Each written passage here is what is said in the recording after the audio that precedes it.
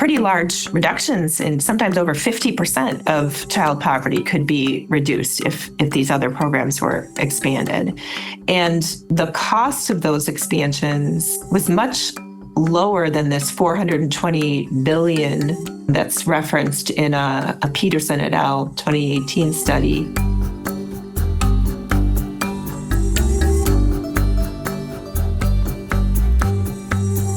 All right. Hello, everyone. Welcome back to the Partnership Connections podcast. This podcast is centered around child welfare training and educational topics, all with the goal of helping to support those already working in or with an interest in working in child welfare. My name is Stan Brazier, and I'm the project director for the Learning Partnership between the Rhode Island Department of Children, Youth, and Families, or DCOYF, and Rhode Island College. Our desire is to bring information from experts on a variety of topics, all at no cost, to hardworking professionals and others. And with me once again today is Holly Pacheco from DCOYF. Holly, good to see you as always. It's early in the morning, so we haven't had any meetings yet. So I know, not yet today. Yeah. Good to be here. Great to have you again. So a little bit of background about today's topic and sort of why we're here. We always like to kind of give a little bit of research, a little bit of background about why we're here. We're going to be talking about socioeconomic factors and poverty and its relation to the child welfare world and child maltreatment. And as noted in a recent article in The Conversation US, which is a nonprofit independent news organization, quote, a recent campaign by Prevent Child Abuse America posits that child abuse and neglect are not a, quote, bad parent problem, but rather a, quote, lack of resource problem. In a study our guest and colleagues conducted, it noted that of individuals participating in the Wisconsin Community Response Program, which is a child welfare diversion program, that over half identified one or more economic needs as service priorities, with basic needs, in particular housing and employment, ranking among the top. So our guest today is going to share some of her research, expertise, and insight into poverty, socioeconomic conditions, and child maltreatment. And we'd like to note a quick disclaimer that all of the views expressed today by both the guests and hosts are their own and do not necessarily reflect those of the institutions or agencies that they might represent. So without further ado, a little background on our guest today. Dr. Kristen Slack is a senior scientist at Research Triangle Institute.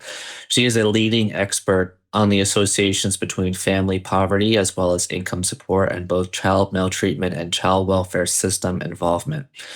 She is also an expert in survey design, program evaluation, randomized control trials, prevention program design, longitudinal studies, and linking survey and government administrative data. Currently, Dr. Slack serves as co-investigator on the National and State Survey of Child and Adolescent Wellbeing. Dr. Slack, welcome. It's an honor to have you. Thank you so much for being here. Well, thank you, Stan and Holly, for being here. I'm pleased to be able to talk about this topic that's been on my mind for over 30 years. All right. Yeah. Thank you so much for taking time out of your busy schedule. We appreciate it. So much of your research focuses on this correlation between poverty or socioeconomic factors and child maltreatment. And one of the reasons why I was really interested in talking to you is because I would say, from my experience, whether it be as a home visitor or a program director, where I used to work, we developed an entire AmeriCorps program centered around the Strengthening Families Protective Factors framework. And one of those factors is concrete support in times of need. And we actually tried to take a portion of that program and have AmeriCorps members focus on being able to help parents and families with those concrete supports. This is not to say that if these families and individuals would have been, quote unquote, better off financially, they would not have been in their situations or abused or neglected their children in some way, shape, or form. But it does make you wonder, right? You've spent a lot of time on this. Do you believe that this correlation is strong enough? And is enough being done to combat this issue in your mind? So the short answer is yes and no to those two questions. So I do believe the correlation is strong enough. I will give you some snippets as to why I believe that. And I think we can do more to try to figure out what proportion of child maltreatment incidents could be avoided if we only intervened around economic circumstances. And I think my goal, in studying this correlation has always been trying to figure out who doesn't belong, at child welfare's front door. And I don't think the child welfare system should be responsible for dealing with situations that are, really just about poverty. I'll give a prelude to a later topic I want to talk about. And that is, I do think the child welfare system does a pretty good job diverting families who come to the attention of the system only for reasons of poverty. But it's the correlation. There's much more to that correlation than just the statement I just made. So a couple points I want to make right away. One, there are parents across the income spectrum who abuse or neglect their kids. The second point is the vast majority of parents who struggle economically do not abuse or neglect their kids. Where you see this correlation come up is when you look at who comes into contact with the child welfare system. And well over half of the families that are reported and then investigated by the child welfare system for allegations of maltreatment are either currently receiving or have recently been on a variety of income-tested programs, from childcare subsidies to SNAP benefits to Medicaid, indicating that income struggles are present for a family. So the question for me is, why is that? Why is it that families who struggle economically disproportionately come to the attention of the child welfare system? And there's many, many reasons that may happen, which I'll get into, but I just wanted to make those points right up front. So we don't think about this correlation as deterministic in any way. Like if you struggle economically, or you're going to be involved in the child, or there's a very high likelihood that you'll be involved in the child welfare system. That's not the case. It's just that it's one of the strongest correlates of child welfare system involvement, as well as with problematic or risky parenting behaviors. And this is across decades of research. So not all of that is able to point to a causal relationship, but it, at a minimum, suggests there's a there, something that needs to be better understood. A few things complicate an answer to this question of whether there's enough evidence, to put more attention and focus on reducing poverty as a way to prevent child maltreatment and child welfare system involvement. And the first is that it's pretty much impossible to get accurate measures of child maltreatment. It's often a private phenomenon that happens out of public view. There are arguably more reliable ways to get at more severe episodes of maltreatment, certainly fatalities or episodes that result in hospitalization or emergency room visits that then, initiate an investigation for alleged maltreatment. So what researchers tend to do is, and the vast majority of maltreatment episodes don't rise to that level, right? So we can't count on those severe indicators of severe maltreatment to be the gold standard for measuring that phenomenon.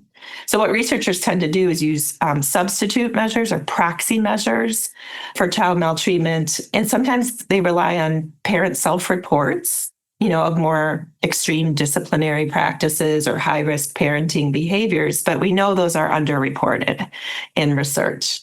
The most common proxy that you'll see out there is just involvement with the child welfare system.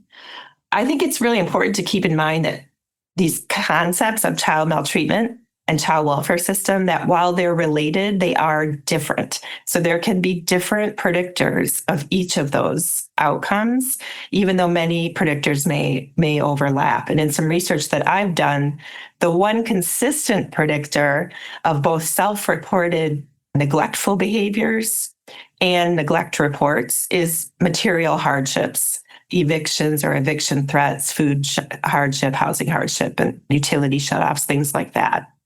So let me stop for a minute and just see if that generates any questions or clarifications. Yeah, no, thank you for that. One thing that I noticed in one of the articles that you and some colleagues had discussed was the increased surveillance that happens with families that are involved in safety net programs, public benefit programs, right? And so can you talk a little bit maybe about that in terms of yes, there may be a correlation, but yes, we also have to look at maybe there is a stronger correlation because these families may be interacting and more prone to mandated reporters and more prone to surveillance by different other systems that they might be involved in. So can you maybe touch on that a little bit too?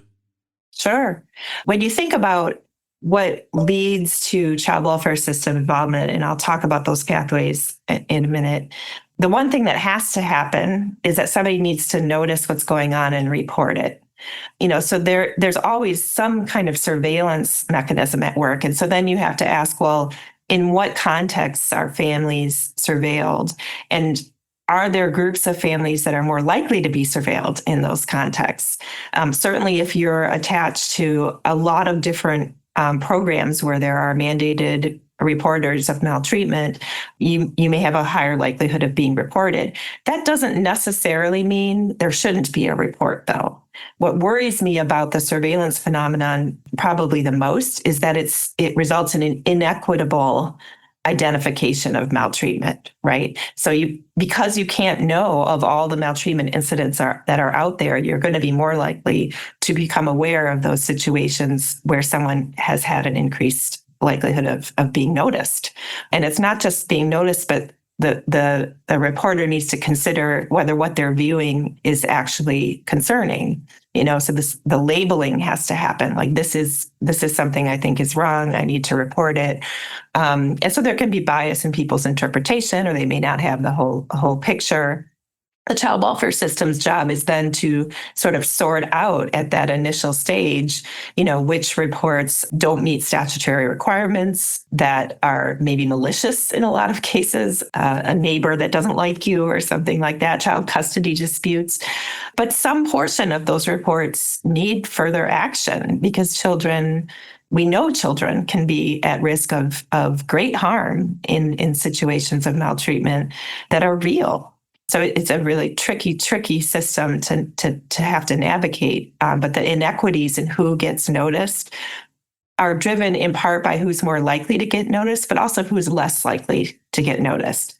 If you can buy your way out of surveillance by living in a home that doesn't have adjoining walls that can be heard through, that's a way to buy yourself out of surveillance, for instance. So it's not just about the systems, it's about what you could do in your life to make sure people don't see what's going on. Right. And I heard one of the things I wanted to try to kind of parse out from what you were saying was the actual, have you studied different states, looked across the country in terms of the child welfare systems in different states and different regions and things like that? And are they doing a good enough job when it comes to, like you were talking about, the diversionary aspect of things, and sort of like it's their responsibility, their job to identify the difference between what is poverty versus what is neglect or other maltreatment, right? So in your mind and from your research or experience, is that being done well enough across the board, or what you've seen? I know you're in Wisconsin. We're in Rhode Island. We have a diversionary unit, which is the support and response unit, right? Holly, I think is the name of it, right? So it's sort of this more assessment, voluntary, diversionary unit. And I know you have something similar in Wisconsin. Is that working well enough to be able to really identify, what, this family just needs a little bit more support in these areas, versus we need to take things more seriously or take things into further involved? Yeah. I think one thing that we need to decide as perhaps as a country, but at least state by state, is whether we see the child welfare system as an economic intervention, or whether we view our safety net as having some areas in which some improvement could be made. Our economic safety net in the US is very complex. And, not only by program in terms of all these different eligibility requirements and forms and processes for getting access to benefits, but then it can vary by state as well. And so for folks in the child welfare system who are trying to understand whether a family can get access to certain economic resources, for example, you have to know a lot of detail about those programs. Now, if those programs were working at 100%, accuracy, everyone who is eligible is able to get access to them. I think you might see less fuzziness in the cases that come to the attention of the child welfare system if that economic safety net is actually helping families stabilize their income situations. What I worry about is kind of scope creep with the child welfare system. I'd rather see a lot of investment in our economic safety net programs to make sure that they're easily accessible to those who are eligible to get them, that they're better funded, because I think that will prevent a lot of families who come to the attention of child welfare system because poverty has exacerbated other risk factors. You might see a big decline in those kinds of situations. So some people argue, for instance, that the Temporary Assistance for Needy Families program, the current name of our cash assistance welfare program, should be paired with the child welfare system. They should communicate with each other. They should work together more efficiently. That may sound good, but it also worries me because now you've got families, who may just need help with their economic circumstances, sort of sharing data and information with a very deep end system in terms of interventions. Again, I'll stop there for a minute and see if I've even answered your question. You said something scope. What was it? Can you define Scope what that creep is? Yeah. So there are different funding mechanisms, for our economic safety net and for our child welfare system. Is child welfare system, is this the place where we wait to see families, when their economic situations have gotten so bad that it increases other risk factors. And now the child welfare system needs to deal with those economic issues. I think the child welfare system should definitely be involved in helping families who struggle economically, but I don't think that that's their primary mission. The primary mission of our economic support programs is exactly that, is to help families stabilize their economic situations. So I worry about sort of blending those two systems together because it, in some ways, it solidifies even more this connection between poverty and child maltreatment that I don't think should be as strong as it is. And it opens the door to potentially bringing more families in who are only struggling with poverty or who are in situations, but for poverty, they wouldn't come to the attention of the child welfare system. Right.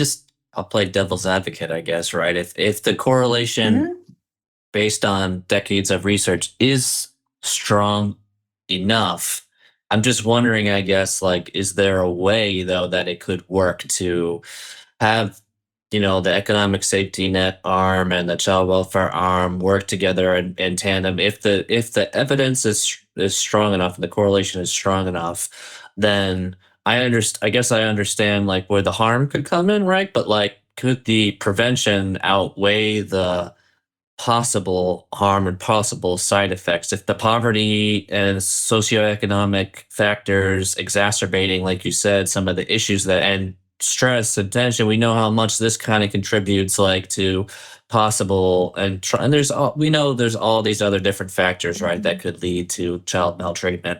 But if the evidence is strong enough, then why not kind of marry those two a little bit more and say we know money doesn't solve everyone's problems. We obviously know, but I'm of the belief that money might not solve your problems, but it may help you a little. It may relieve some area of stress for you, and it doesn't, things don't snowball from there and exacerbate from there, right? So I just that's not really a question, I guess, but I'm just sort of throwing it. No, Yeah. I hear you, and it's why I was using my words carefully and saying I worry about it and not that I have a definite answer about what to do. But what I worry is, why should a family's economic situation have to get so bad that the recourse becomes reporting them to the child welfare system? And that happens in many cases because of the complexity of our safety net, because of some gaps in our safety net and inconsistencies in our safety net. If we were to fix those kinds of issues in our economic safety net, I hypothesize that you wouldn't see as many families coming to the attention of the child welfare system for these reasons related to poverty or heavily exacerbated by poverty. So that who you end up seeing in the child welfare system perhaps are more families that really need to be there and have that kind of intervention. Every time we bring families into the system whose struggles could largely be alleviated by helping them economically, we are taking resources away from the child welfare system to work with families with much higher and more intensive needs related to abuse or neglect. So I think there's a good reason to have an economic safety net, and I'll just say system. It's comprised of many different programs separate from the child welfare system. It puts more pressure on the child welfare system when the economic safety net system doesn't work. And it makes some families struggle longer than they need to and end up in more severe situations economically than I think they need to be able to So get help. I'll just ask one more, and then I'll let Holly will take over. Is there a need then maybe for just better public education and public awareness of what child maltreatment, child abuse, neglect really looks like, and that the family that's living in the hotel, the family that is really struggling economically, and it might look on the surface like something is going on, but that's really the main concern. So is there more need for public education and awareness around what actually is to have everyone be, everyone here in Rhode Island is a mandated reporter, but that's not the same in every state, right? Sometimes it's only professionals, or sometimes, these kinds of things. So is there a need for better public education around what this looks like? I think there's always a need for better education. I'm not sure that's the answer here. It might be the case, based on what I was saying before, what I would hope would happen if you had a stronger economic safety net is you've had fewer of those situations out there to even be noticed and reported. Certainly if there's a concern a child is being harmed, and a family is in need, there may be a reason to act and make that report and let the child welfare system figure out if that family really needs to be there or not. But again, it's the additional burden on the system of having to deal with those fuzzy cases that I think is a problem right now that could be addressed if we had a stronger safety net. And I'm not saying the child welfare system shouldn't help families with their economic situations. I think most child welfare workers would tell you we're desperate, to find housing for this family. We're desperate to find, a job, sustainable childcare, all of that. Workers struggle with finding those things for families. So imagine how families struggle finding those things for themselves. Is it the child welfare system that should be navigating that? I believe they could do a better job with that navigation and understanding, what's out there, but there's not enough out there. And I think most child welfare staff are highly aware of that. Right, that's what I was going to touch upon is the housing crisis right now. Whose responsibility is it, right? And we have families that come in and for reasons of maltreatment, and then they receive support, they receive resources, parenting skills, and, have these behavior changes. And so maybe the department's no longer, needed to be there with the family, but now they don't have a place to live. I think what you're talking about too is that gap, right? So now what, right? Because we're still going to be open to them because we can't just close them, or maybe even supporting financially their housing. Stan mentioned living in a hotel, whatever it might be. It's so difficult because they also aren't able to get the jobs to support the housing. Never mind that rent is absolutely absurd right now in this state, as is in a lot of states. So I don't know what the answer is, but we just need more. There needs to be that more support for these families. It's such a crisis right now. Yeah, I've often thought of it as a policy no man's land. So, maybe 20 years ago when I was studying the relationship between welfare reforms in the 1990s, well, that's longer ago than than 20 years ago. But back when I was looking at that in Illinois, there was a study that I was involved in called the Illinois Family Study. And it was a state mandated study that Northwestern University implemented. And one of the things that I was interested in is welfare sanctions and whether and how they increase the risk of involvement with the child welfare system. And so welfare sanctions at the time, were things like time limits on receiving TANF, temporary assistance for needy families. They were lifetime exclusions if you had certain felony offenses. It was reductions in your TANF grant if paperwork isn't filed on time, or, various things that would change income, for the family. And even controlling for supplemental income in the wake of a TANF sanction, I found that in this statewide sample, there was an increased risk of being investigated by the child welfare system if you'd had a welfare sanction.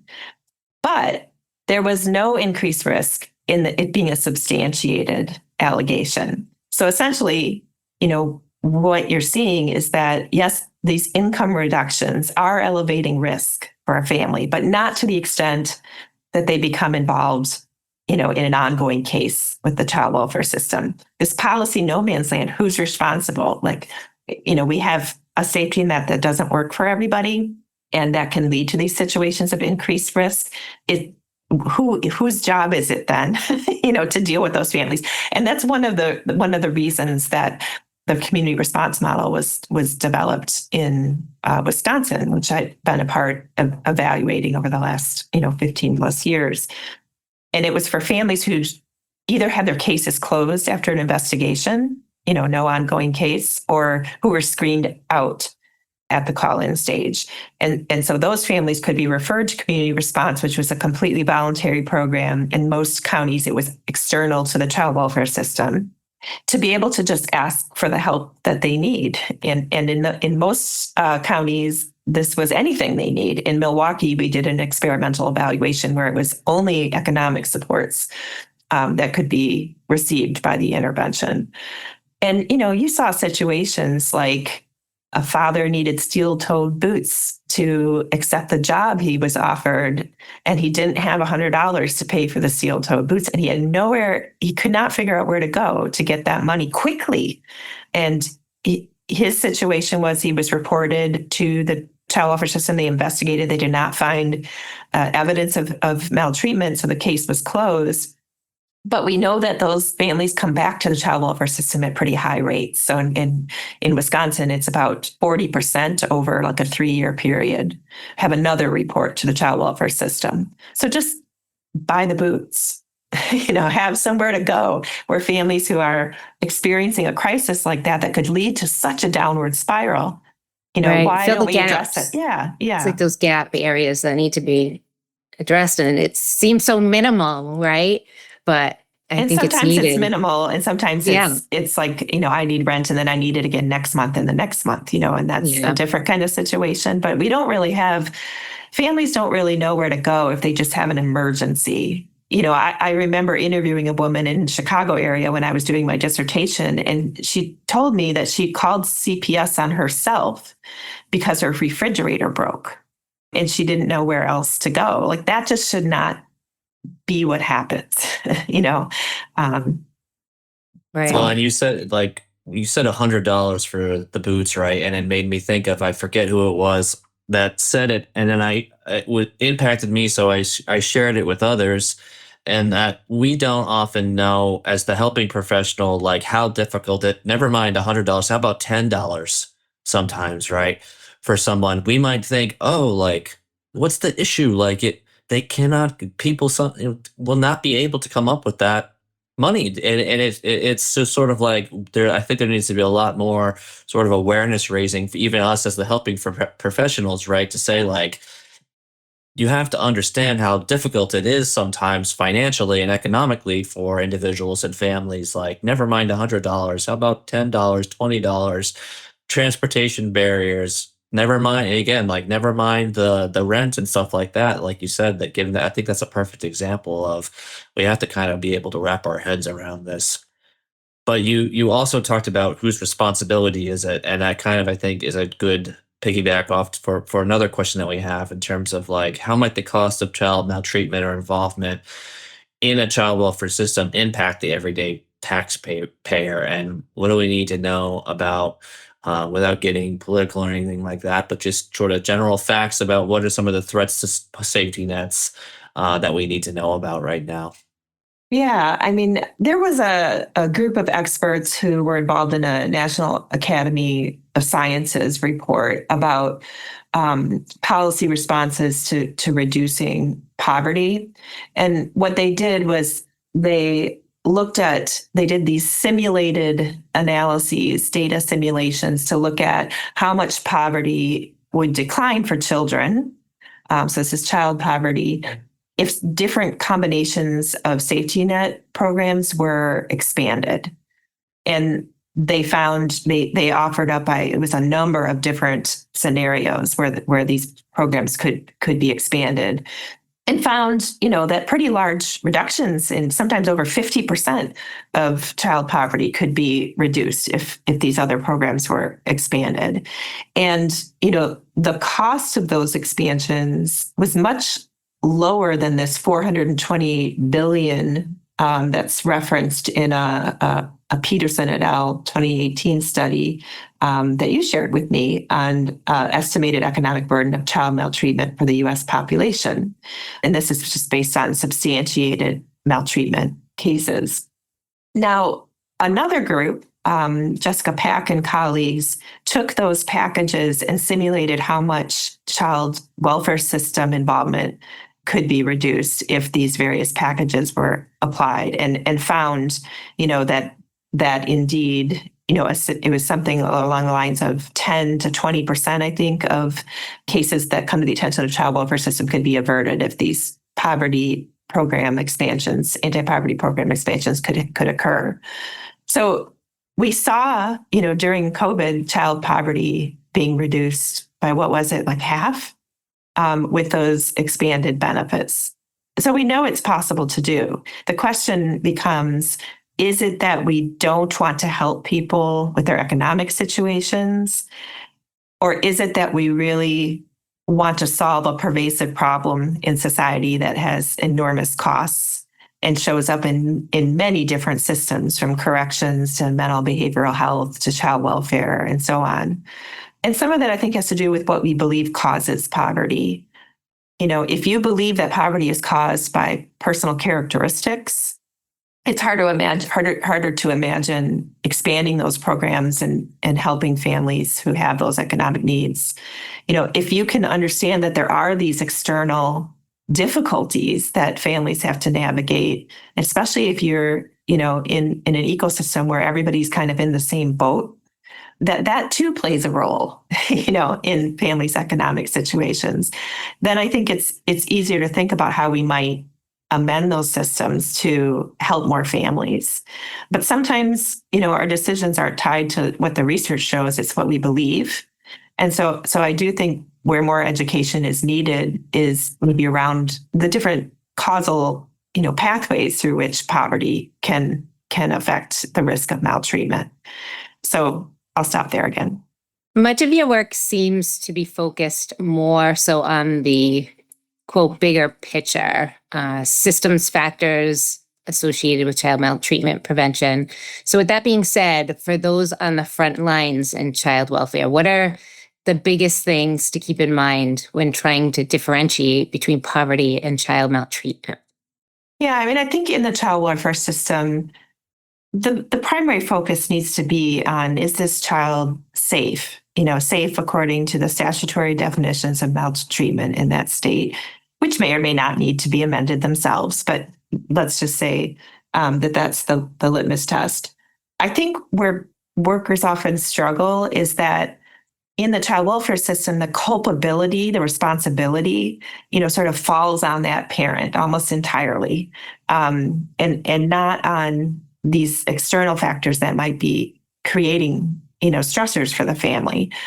And so it's hard to say, well, this child does need help. This child is unsafe, but it's not necessarily all the fault of this parent. Many parents who are struggling economically are actually making the best decisions they can from among a bunch of bad options. And we don't sort of give them credit for that. You can have a parent who leaves kids home alone at night when they're sleeping for part of the night because they have a night shift job, because they, don't have daycare during the day, and they make those choices because they're trying to figure out the best possible, outcome for their family and make as responsible a decision as they can make given the options that they have. And so in terms of like looking at those scenarios, I think acknowledging when you see that economic struggle, acknowledging that that's a hard thing for a parent to have to deal with, that it's a common thing, that a lot of parents are dealing with this, and acknowledge the hardships associated with it, and try to listen, for the sources of those stressors, and think about the current system and what resources are available, and not just give a number or a referral, but actually help a family navigate those systems, because they're very complicated, and also often the workers in those systems aren't even up to date on the requirements, the eligibility requirements and regulations around the benefits. So families definitely need help navigating that. And also just listening for the ways in which poverty creates stress.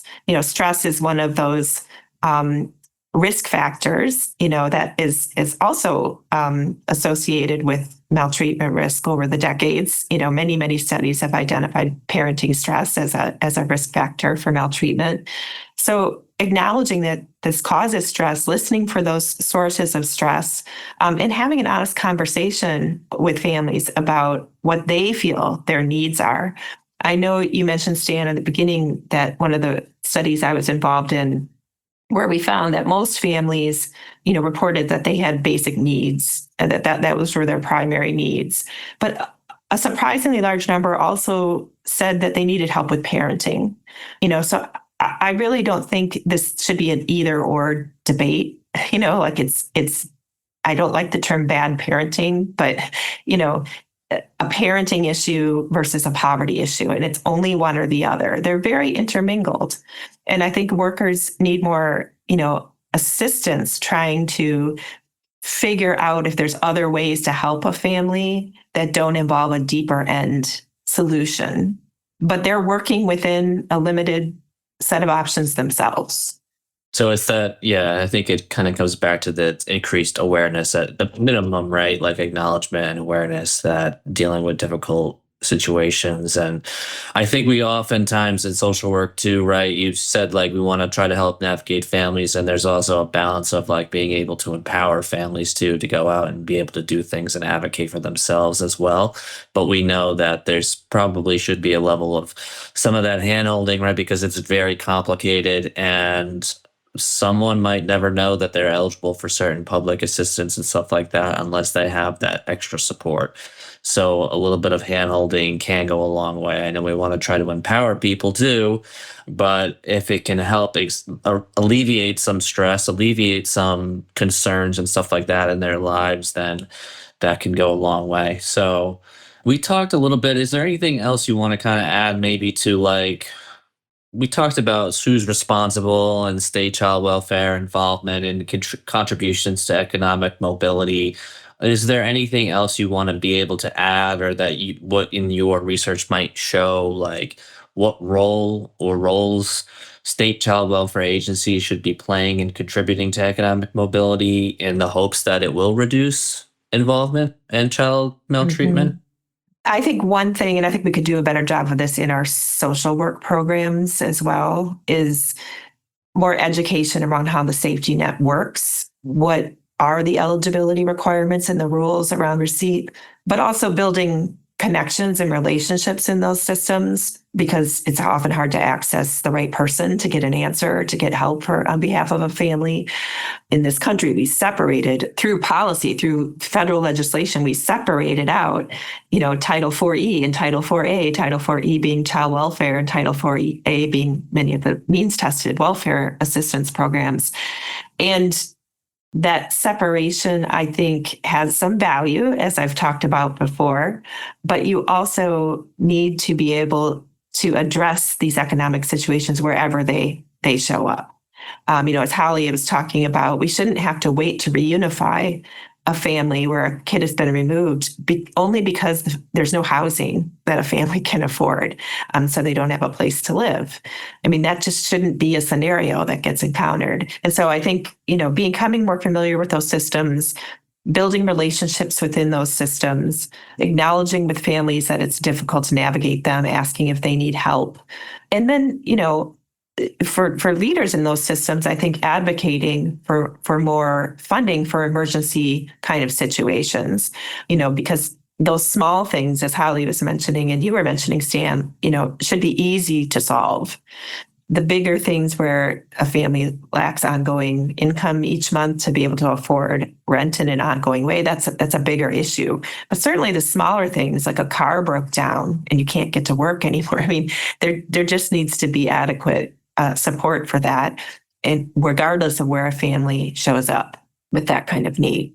Right. In your mind, is there from your experience, is anyone doing a real bang up job at this in any state? I worked in Massachusetts, and I think the idea around trying to pair the prevention with the child welfare system. When they have family resource centers, right, that are acting as this more of the prevention side of things, and they're doing this information and resource referral. They're trying to connect families to these resources in the community, trying to help them navigate systems, trying to help them with parent education and programming. And that, I thought, is a really good model. But then there's oftentimes a lot of confusion around, like, whose responsibility is it to help that family navigate that system? Because if we're going to open the family up to child welfare anyway, and then refer them to the family resource center, maybe it's like, what could we have done in the first place with this family, or what could we have done to be more proactive? So is there anyone you feel like it has a really good model in terms of the diversion and identifying these issues ahead of time, especially when it comes to like poverty and socioeconomic factors, to prevent families from getting that, like you referred to it as, the deeper involvement? Yeah, I think family resources are a critical component of our prevention, if you want to call it an infrastructure. I actually don't think we have a prevention infrastructure, but it is a locally based, and often they exist in multiple counties throughout a state. I think one issue is that you may not be reaching the very people you need to reach, that the people who are more inclined to ask for help maybe aren't the people that are going to show up in the child welfare system. And so how do you reach families and assure them that this isn't putting them at risk for that very outcome if they ask for help? And I think that's a big barrier for a lot of families, is they're just very, very fearful of the child welfare system. And we've been shocked by research in the last 5+ years showing how common child welfare system contact is for families, and in particular for Black children. The disproportionality in terms of who gets involved and the rates at which families are experiencing these investigations suggests to me something is really, really wrong. We shouldn't have over half of Black children having some contact with the child welfare system in their lifetime. That's just on its face evidence of a very bad problem that systems need to address. This isn't a case of suddenly most parents are maltreating their kids. It's very heavily tied, I believe, to the difficulty families have with economic stability. It just brings a lot more people to the attention of deep end systems. So something's wrong. Who's doing it well? Unfortunately, we've had some lost opportunities to look at whether certain interventions actually reduce child maltreatment or child welfare system involvement. So a lot of the universal income or conditional cash transfer programs that are being studied right now are not looking at child abuse and neglect or child welfare system involvement as outcomes. And when we did the TANF and before that, the AFDC Title 4A waiver experiments, there was only a couple states, I think it was Minnesota and Delaware, where they looked at child welfare system involvement as an outcome. So that there's a lot we could have learned that we just didn't build into our research to study. So there's still going to be these unanswered questions. But natural experiments like what happened during the pandemic and the more generous child tax credits and support for families is evidence that our systems can quickly change to alter the economic situations of families. It's just a question of whether we have the will, as a country or as a state to invest in that kind of help. And where we've struggled, I think, in this country is that many people have this perspective that it's really up to the parent to pull themselves up by their bootstraps. And if they haven't done that, then the child welfare system's the next stop. But understanding the other barriers, I think, is an important thing for people to understand. Yeah, it's probably very often, or maybe even all the time, right? Who knows? Not a straight line from point A to point B, right? So with that being said, a final question for me, and then Holly can ask any more if she wants. You mentioned this, like in better social work curricula. What do we need to do to make sure that pre-service and in-service training programs and training curricula for already existing child welfare staff or staff in training is maybe improved to make sure that this understanding of poverty-informed practice, or this correlation between poverty and child maltreatment, is the awareness is raised? Yeah. No, I mentioned one, thing that I thought needed to be changed is a better understanding of our safety net, on the ground, how it actually works, not just, according to, the policy that exists. But I think also, some self-exploration guided, through the program, through various types of courses and activities on what you believe the causes of poverty are, what you believe the causes of maltreatment are, and really trying to understand why you think that way and interrogate those beliefs, which may be right or wrong. But there's research out there to look at that can give you some clues about what the science says anyway, and make sure that as you enter this field that has such enormous consequences for families, that you're entering it informed by the research that's out there, what we currently understand, and that you're not making decisions or being heavily influenced on things you just believe, but you don't know why, and you don't know whether the evidence is there. I do think this problem also bleeds into when we're trying to study things that sound good, a new prevention program. It's hard to imagine that something that sounds good may not work.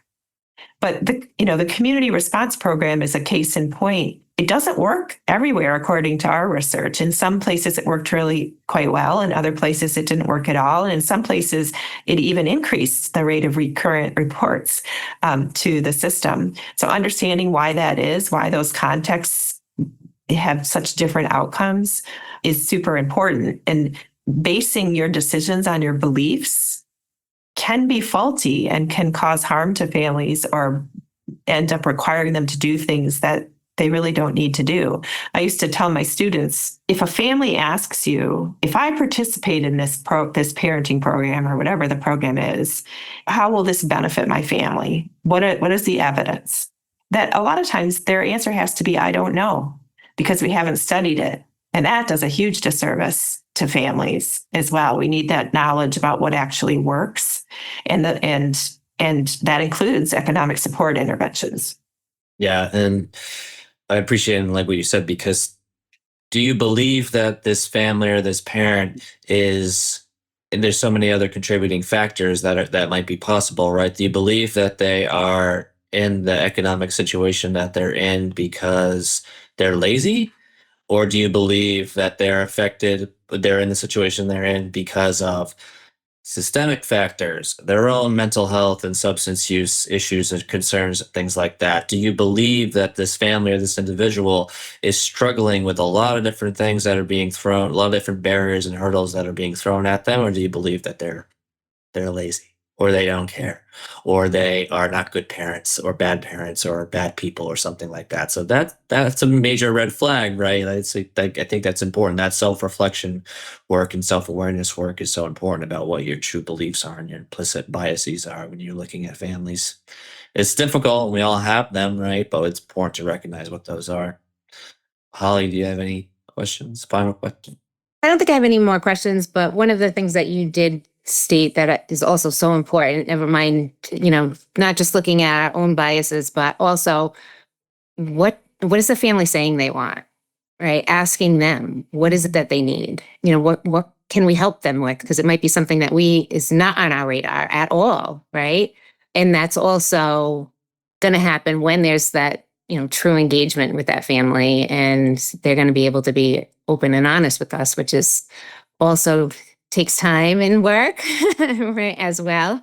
But I just think that it's such an important point as well. You can't just have your own agenda, or like you said, some of the policy things going in, those are all very important, but, what's the reality of it? And, what do they need to get by even, right?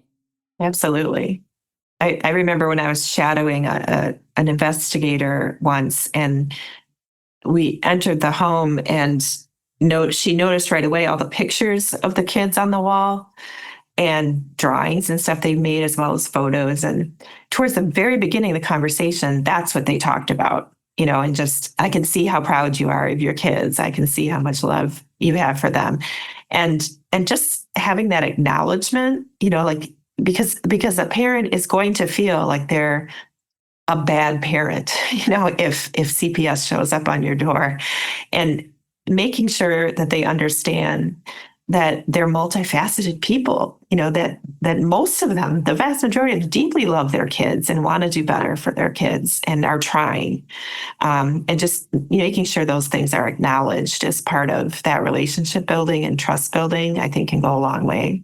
Yep, I agree. There's this quote that I always used to give. Well, I still, when I do give presentations, and I'll see if I can find it. It's Teresa Raphael from the Children's Trust Fund Alliance said this once in a presentation at the National Conference for Children's Trust Funds. And it goes something like this. There's a fine line between parental neglect of children and societal neglect of families.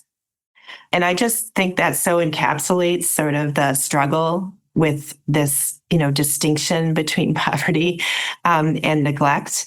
And I just hope we can focus more and more and more, in the coming years, even if it's just within our state, within our county, on how we can better attend to those family needs, those family defined needs, and have things in place for families to contact and reach out to for help.